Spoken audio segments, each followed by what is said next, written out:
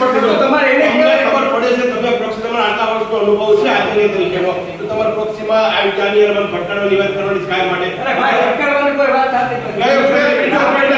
મેં લીધો તો બરાબર એવું નિવારણ તમે ક્યારે નથી તો તમે ક્યારે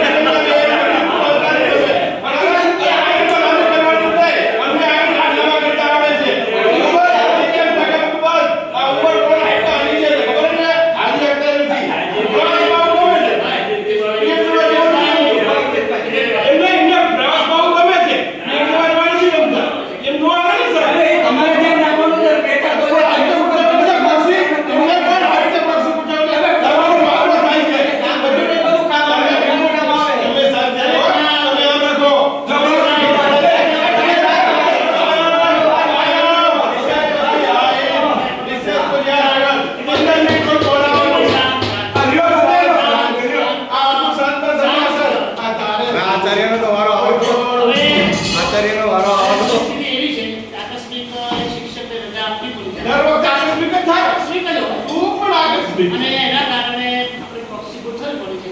તમારું કાર્ય બરોબર સમજુ છું તમારે આજે 7 મિનિટ છે. હા પછી લોય સાહેબ લોય માનવતા જેવું છે નહીં ભાઈ પડતી લાગો ભાડાના હાથ કોઈને તેડે અમે કરવાનું શું ક્લાસમાં જઈને હું કે દીકરી આ મંદિર વગાડું તો વગાડો ને વગાડો ને આ શું કામ દેખાડો કરો છો?